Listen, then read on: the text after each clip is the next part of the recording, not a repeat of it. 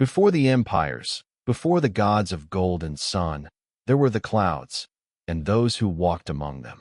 Saying carved on a shattered tomb high in the Utcubamba Valley long before the Inca Empire rose to dominate the Andes, before Spanish ships brought plague and iron to the western shores of South America, a hidden people lived in the folds of the mountains, cradled in mist and silence.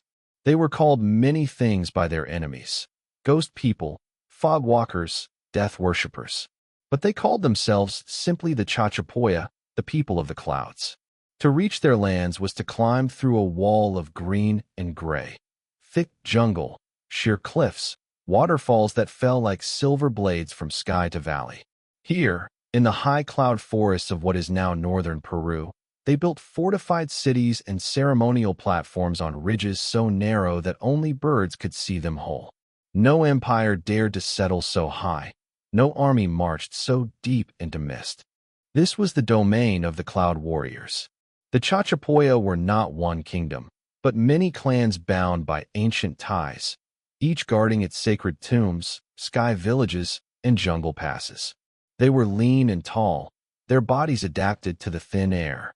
They painted their walls with spirals and serpent patterns, buried their dead in cliffside sarcophagi, and carried bones in sacred bundles to consult in times of war. Death was not the end. It was a presence, a force, a memory that watched over the living.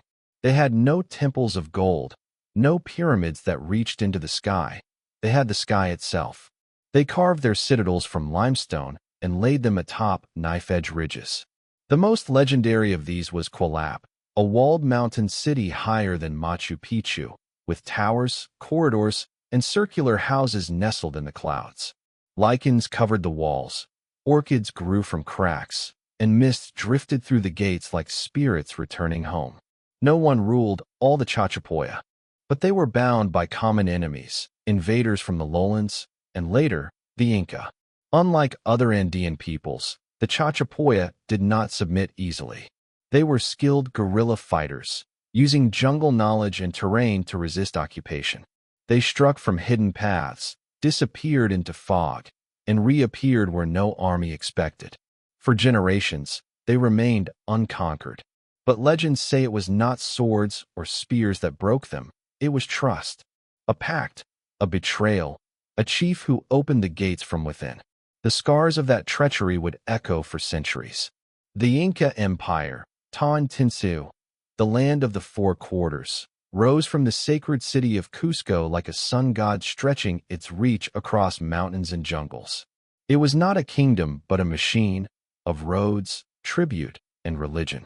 Where the Inca marched, local gods were erased, ancestors buried again, and life reorganized beneath the divine emperor. They came for the Chachapoya as they had come for all others, but found that the clouds did not bend easily. In the mid-1400s, under the rule of Pacacuti's successors, Inca scouts reached the outer ridges of Chachapoya territory.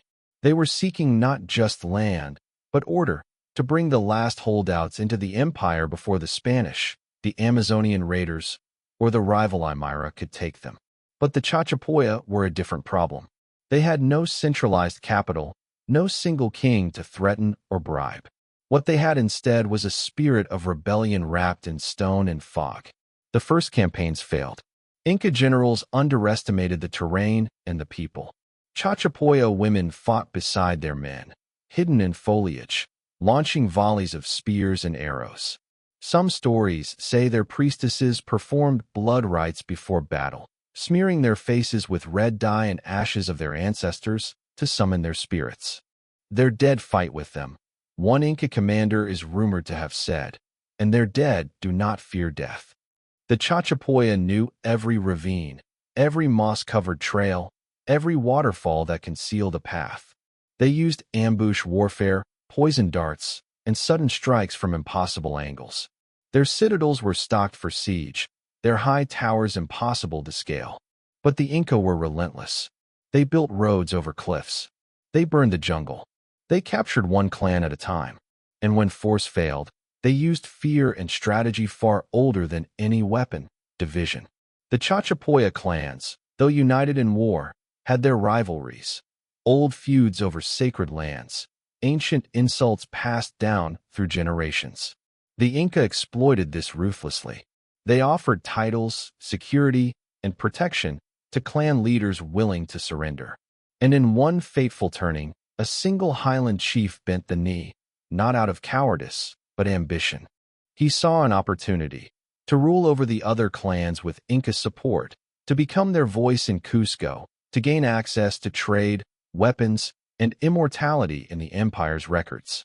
But the price was steep: his allegiance, his gods, and the trust of his people. Through this betrayal, the gates of Quilap were opened, and so began not a war of conquest, but a slow, suffocating unraveling of a people. Their dead still hung on cliffs. But now, the smoke rising from the valleys came not from funeral rites, but from burning villages. The Inca did not destroy the Chachapoya in a single blow. They choked them slowly, like ivy climbing the walls of a dying house. With the betrayal of one chief, a floodgate had opened, and into the cloud forests came roads, officials, soldiers, and silence. At first, the Inca allowed the illusion of freedom. The surrendered clan leaders were granted feathers, staff of command, and the right to keep their local gods, so long as the sun god, Inti, stood above them all. But beneath that mercy, the old ways were dying. Quilap, once the citadel of warriors and wind, was now occupied by foreign governors. The circular homes were pulled down. Square Inca structures replaced them. Sacred burial towers, where the Chachapoya had placed their mummified ancestors to watch over the living, were sealed, or worse, looted. The Inca had no use for bones. To the Chachapoya, this was not conquest. It was desecrated. They believed that the spirits of the ancestors lived within the mummies, not as metaphors, but real forces that watched, guided, warned. When a child was born, it was presented to the clan's mummified elders. When a war council was held, the bones were consulted. To disturb the tombs was to unbind the soul from its duty. It was, in their eyes, a cosmic crime. In hidden valleys, far from the Inca outposts, the last true clans retreated deeper into the forest. There, shamans lit fires and called out to the cloud spirits. Warrior bands began to form again, young fighters who had never seen their homeland free, but carried hatred in their blood. One night, smoke was seen rising from an Inca supply outpost near the Utcubamba River. When the soldiers arrived, they found the garrison slaughtered, and on the walls, written in crushed red ochre, "The dead are not buried. They wait." The rebels struck at roads, bridges, and food routes. They freed prisoners, stole sacred artifacts, and melted into the mist before reinforcements could arrive. The Inca responded with ruthless precision. Entire villages were burned in retaliation, fields salted, wells poisoned. The spiritual war had become physical.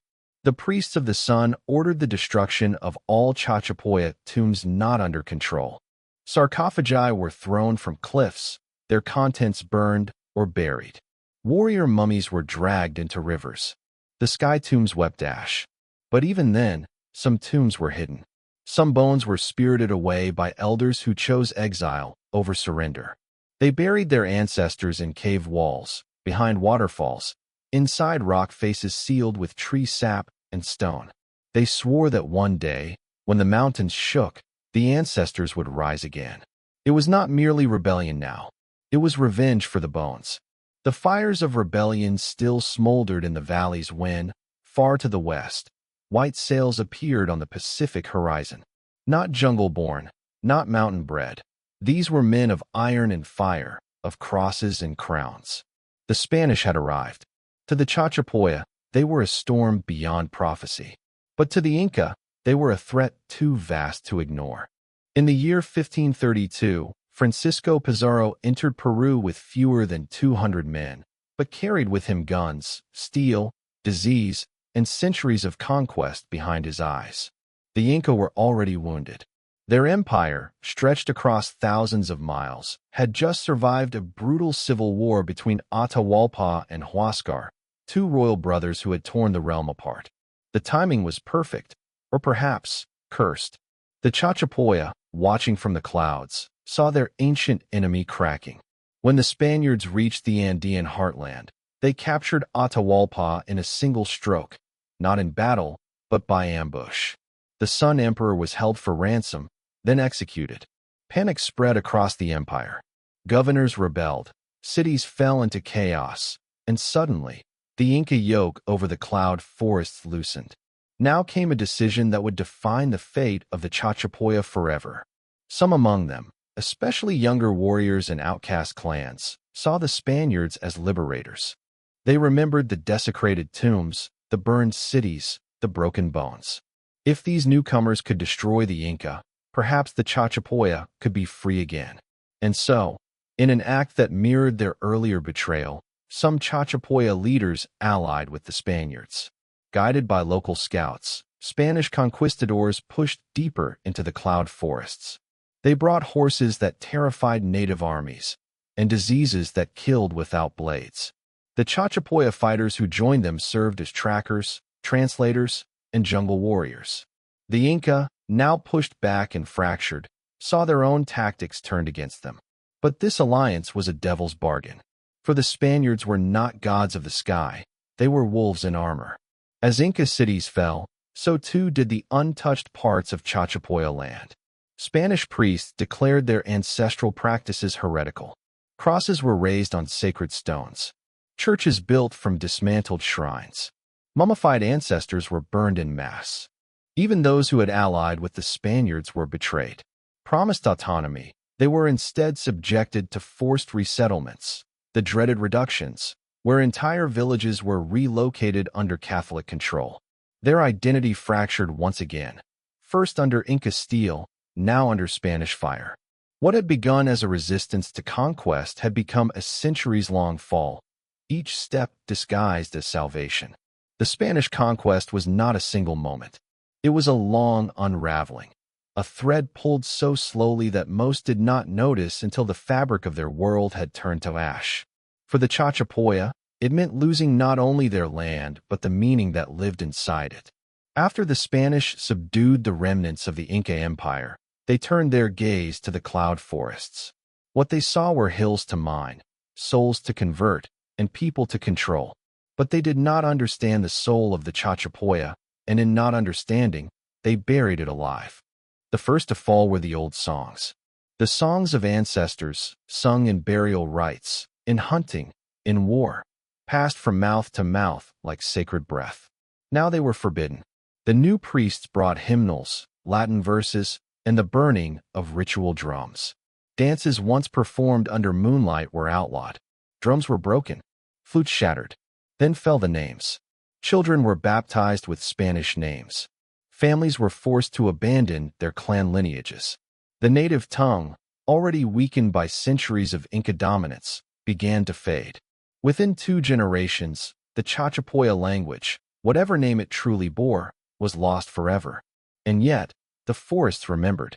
In caves untouched by empire, bones still rested, hidden by elders who had fled the reductions. Some had carried mummies wrapped in hand-woven cloth across mountains and valleys, refusing to let their ancestors fall into foreign hands. They hid them behind false rock walls. They sealed them with tree sap and smoke. They whispered their names when no one was listening. These were not rebels now. They were keepers of memory. Travelers in later centuries would write strange accounts of local farmers who placed offerings of coca leaves beneath cliffs with no visible tombs, of whispers in the fog, of nights when the wind seemed to chant in voices not their own. The Spanish built missions and haciendas, but their roots never sank deep into the jungle. The cloud forest swallowed stone like it swallowed time. Entire roads vanished in vines. Abandoned churches turned to moss-covered ruins.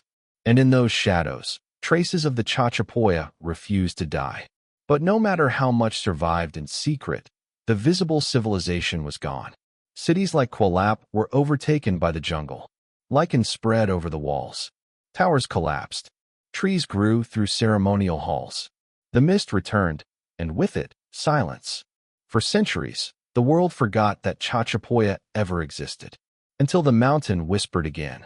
In the early 19th century, Long after the Spanish crown had crumbled and Peru had become a republic, whispers of a forgotten people began to stir in the academic world.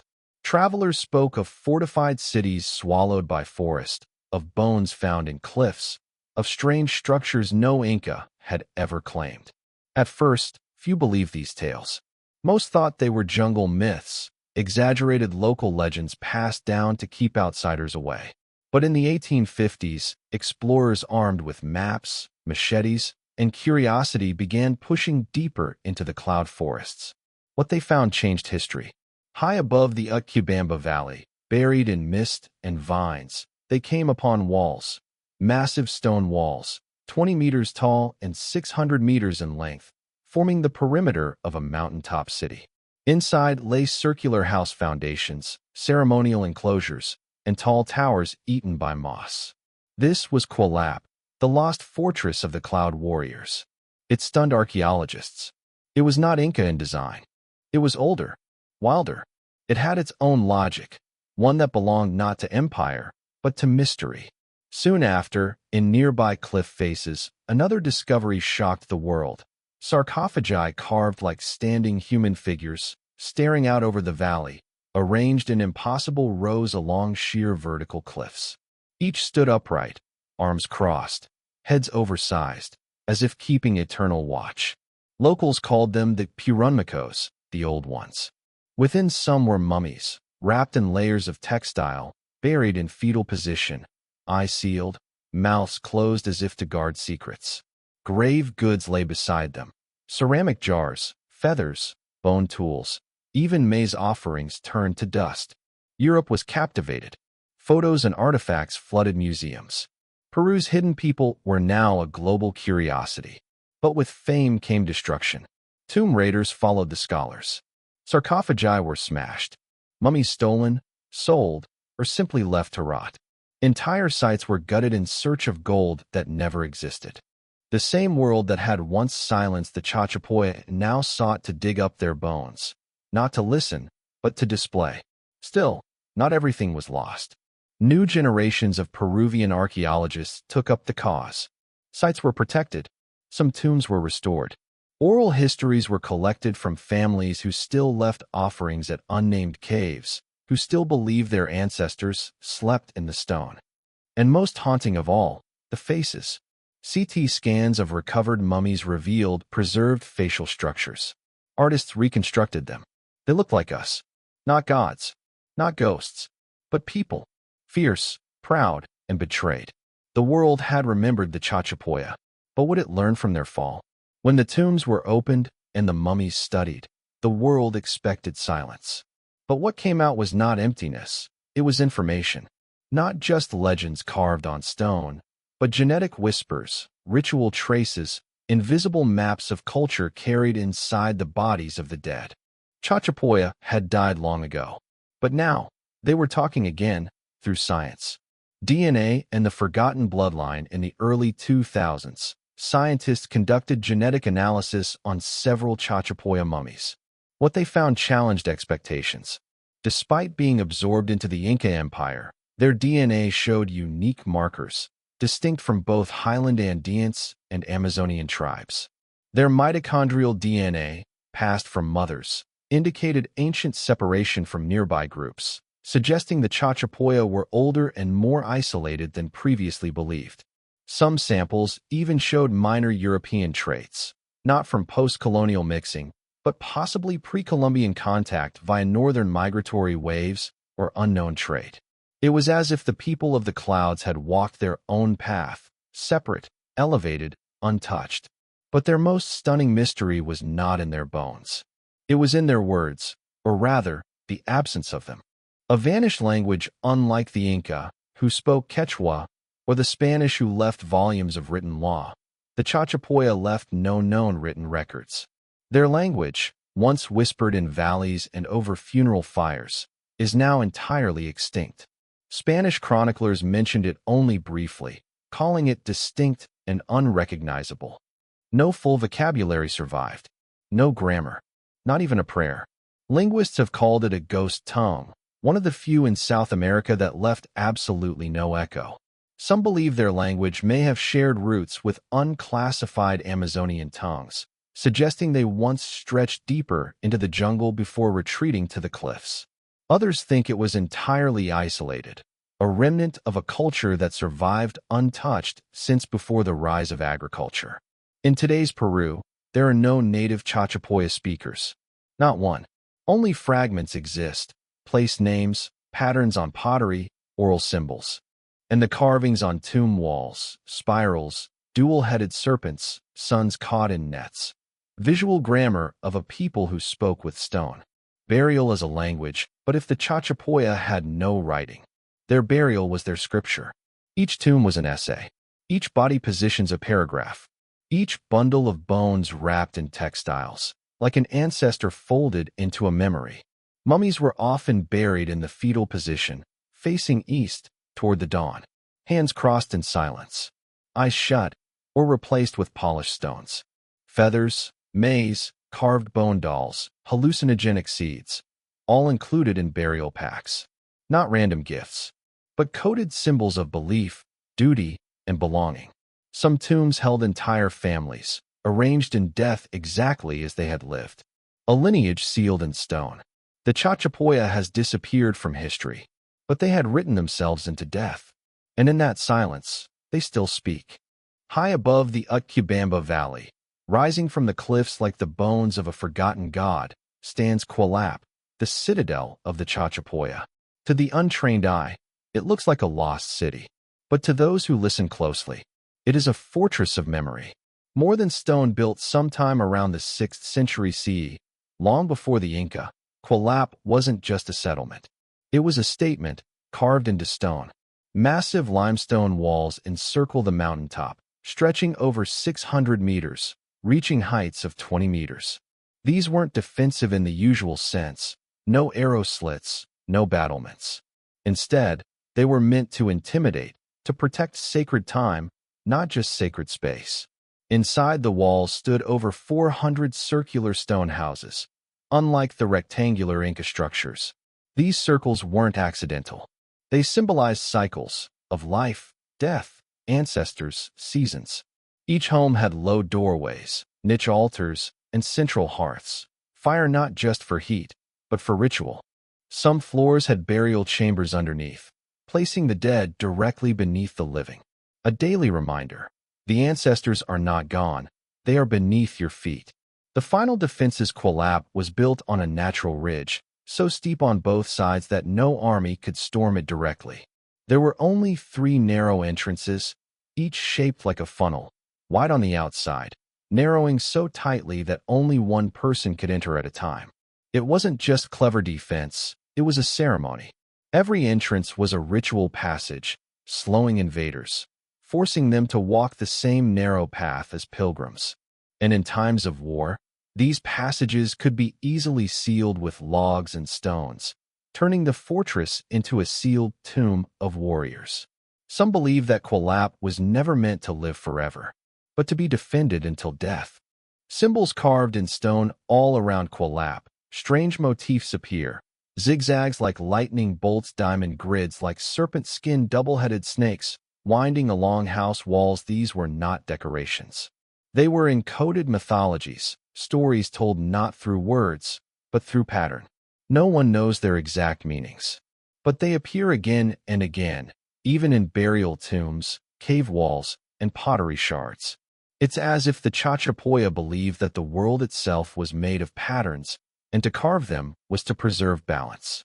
City of the dead, city of the remembered. By the time the Spanish arrived, Quilap was already in decline. The Inca had occupied it, altered parts of it, and stripped others, but they had not erased it. Even in ruin, Quilap remained a symbol, a place where locals still left offerings, still lit fires near crumbled walls. In the 20th century, when archaeologists cleared the vegetation, they found not just a city, but a ritual machine, a fortress built not just to defend the living, but to hold the memory of the dead. The Spanish were confused. Their chroniclers wrote of the Chachapoya not just as tall and pale, but also strangely equal. They noted villages where women held power, led rituals, and sometimes even commanded warriors. This unnerved the Spanish. It didn't fit their worldview. So they ignored it, buried it, or called it myth. But the bones tell a different story, and the burial tombs still whisper the truth. The Priestesses of the Mist in 1997, a discovery stunned archaeologists. At the site of La Pedica and Diablo Wasi, on the edge of a sacred cliff, they uncovered a tomb complex, not of kings, but of women. Dozens of female mummies, wrapped with care, surrounded by ceremonial items. Feathered headdresses, spondylus shell jewelry, obsidian blades, bone flutes, and coca leaves. Their bones showed no signs of labor, meaning they were not commoners. Their placement, objects, and protection suggested something else entirely: spiritual leaders. Sacred women. Cloud priestesses. These women weren't just mourned. They were preserved with devotion, as if they carried the soul of the tribe. Women who fought, but not all women were cloaked in feathers and prayer. Some were wrapped in leather and blood. Spanish records reluctantly mention female warriors in the Chachapoya resistance against the Inca. These women weren't side figures. They led ambushes, scouted mountain passes, and defended tombs with spears and stones. Their names were not recorded. Their stories weren't passed down in books. But their bones, especially healed fractures, embedded arrowheads, and thickened joints, showed years of training and combat. They weren't outliers. They were trained, respected, and sometimes feared. Mothers of memory in Chachapoya belief, the female force was sacred because she was the beginning and the end. Life was born through her, and in death, it returned to her.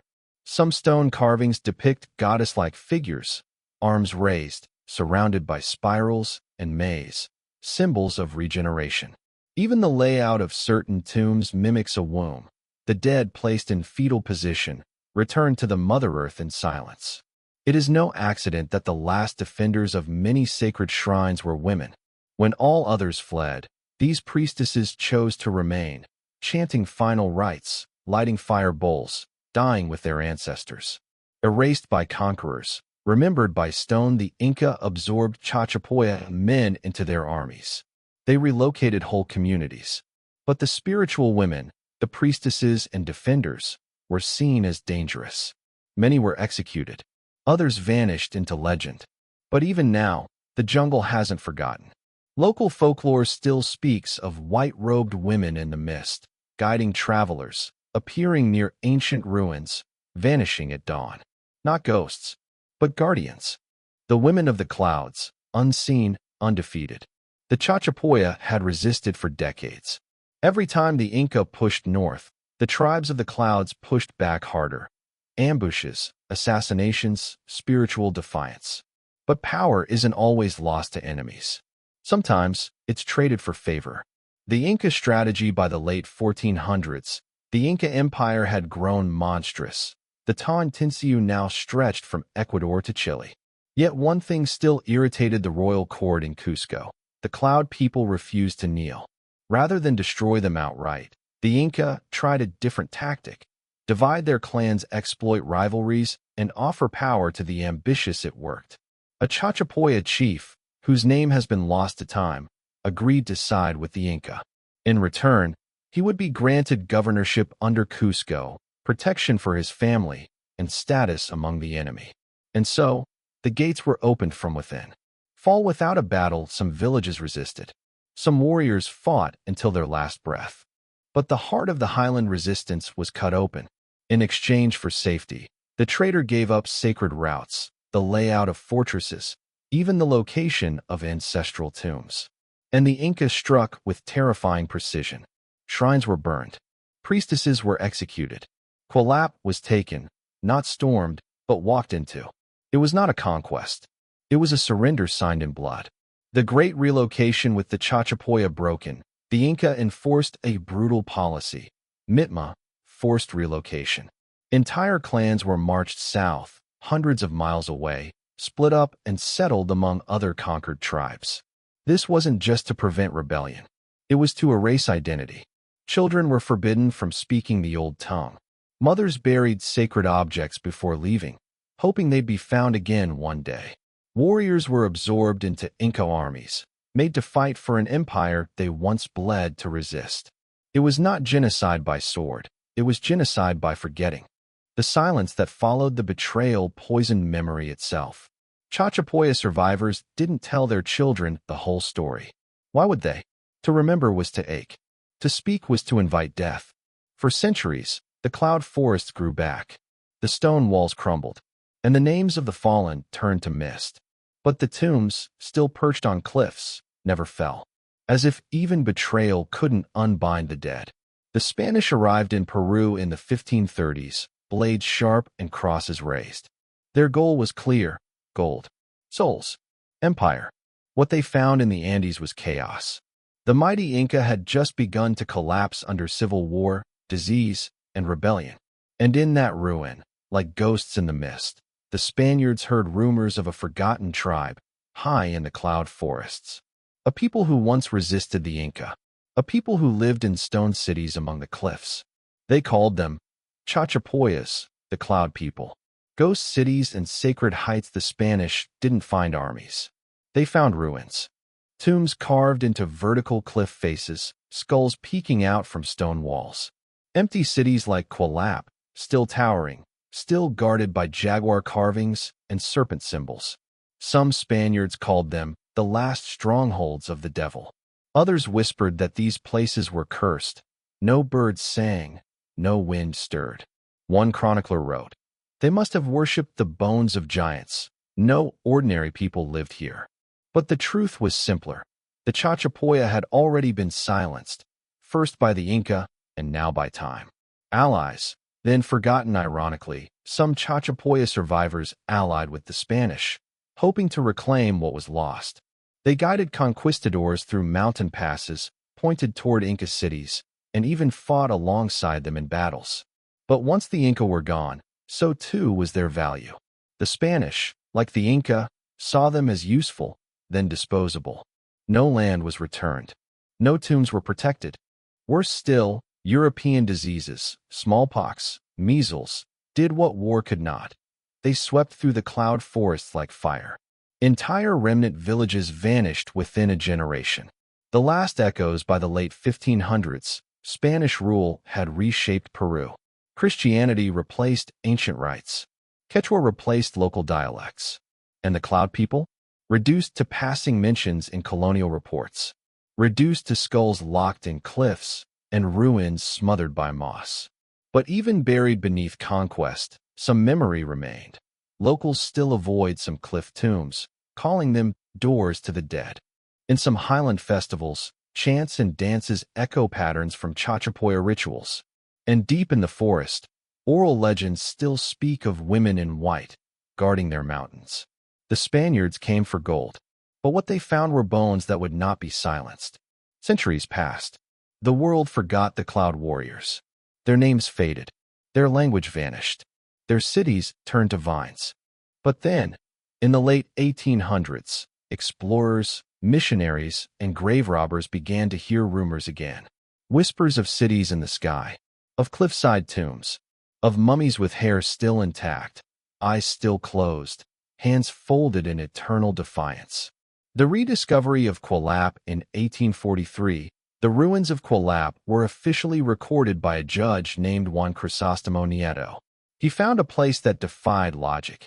19-meter-high walls encircling a citadel in the clouds, over 400 circular stone houses with zigzag friezes, massive gates that narrowed as you entered, a design made for defense against invasions, and bones, so many bones, tucked beneath homes, inside walls, and beneath staircases.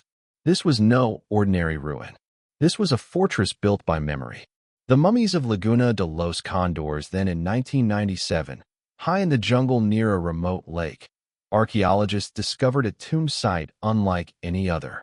Inside the cliffs above Laguna de los Condors, hidden behind false walls and shrouded in mist, were over 200 mummies, many still wrapped in textiles, ceremonial offerings, feathers, carved wood idols, and traces of a spiritual code long thought lost. The site had been untouched for centuries, protected not just by its remoteness, but by the fear of locals, who believed it to be sacred and dangerous. It was a library of the dead, What the bones told us with modern technology, researchers began learning. The Chachapoya were taller than most other Andean peoples. They practiced secondary burial, moving bones over time to keep the dead active. In tribal life, they mummified their dead not for fear, but for kinship. Believing the dead guided the living, they also found signs of disease, injury, and stress, evidence of a people caught between empires, weathering centuries of war and suppression. But still, the mummies wore tattoos. Still, their bones bore ornamental piercings. Still, they stared back, as if to say, "We were never gone." The revival begins today. The Chachapoya name is being reclaimed. Local museums preserve their artifacts with respect. Quilap has become a national heritage site, drawing visitors from around the world. And in the surrounding villages, some descendants still perform ancient dances, trace spirals in the dirt, and light fires for those who sleep in stone. Though their language is lost, their symbols live on, in stone carvings, in funeral architecture, in the stubborn pride of mountain people who still say, "We are from the clouds. We are not conquered." The legacy of the Chachapoya were not erased. They were buried, by empire, by silence, by time. But the stones remembered, the tombs remembered, the forests, even now, sing their names in rustling leaves. And if you ever walk alone in the misted heights of Peru, you might hear it, too, a whisper carried by clouds, saying, "We are still here."